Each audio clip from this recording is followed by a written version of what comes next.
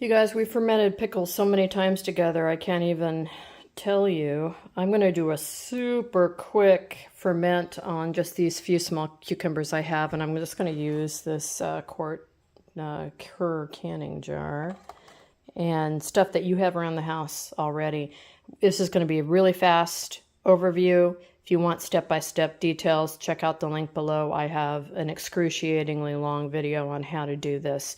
We are fermenting kosher dill pickles. This is a real, true kosher dill. When you go to a deli in New York, a Jewish deli, and you ask for a kosher dill, this is the pickle you're going to get. It does not have vinegar in it. Nada, niet, nunca. Never, ever vinegar in a kosher dill pickle. It is fermented in a salt brine. You need cucumber, you need water, and you need good salt. And then everything else you can wing it.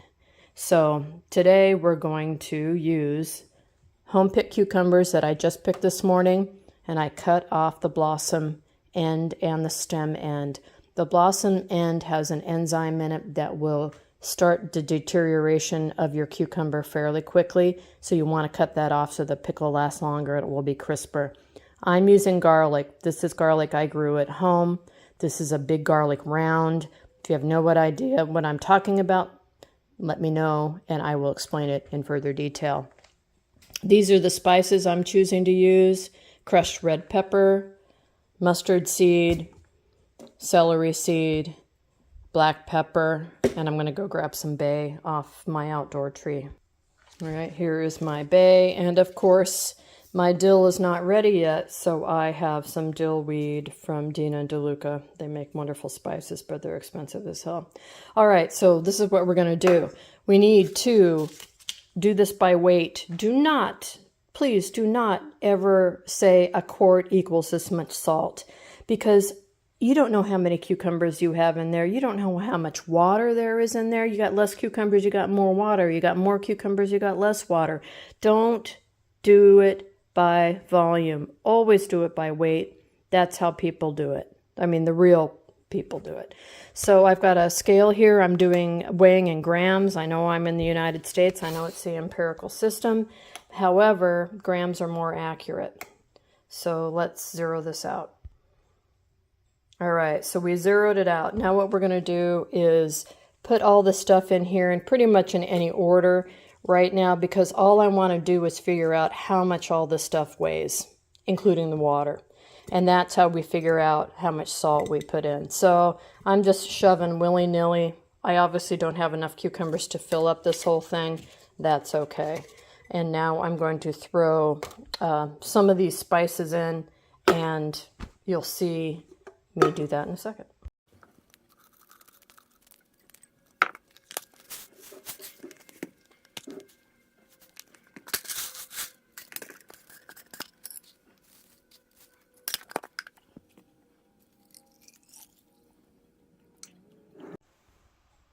All right, so we got everything in here now, and you can see, except for the salt, these herbs here are floating in one of my cucumbers. I got an extra one from the yard when I just went out right now, is sticking out, but we'll deal with that in a minute.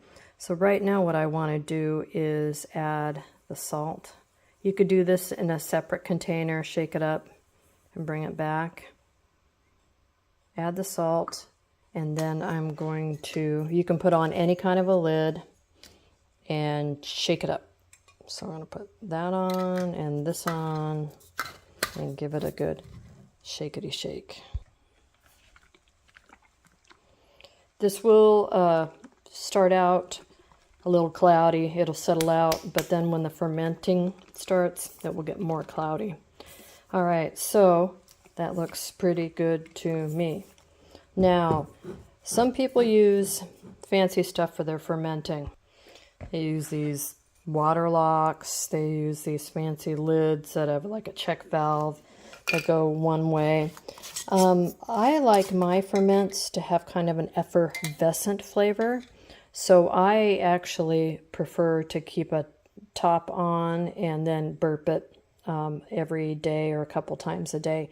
What I do not like, though, is all this these herbs at the top. So I went out and got some oak leaves. Oak leaves also help with crispness. And the reason I don't like the herbs at the top is because anything that's sticking out of the brine is going to mold.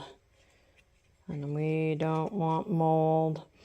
So I'm going to try just to lay these across, which doesn't look like it's working very well, and hold down as much of the spice as I can.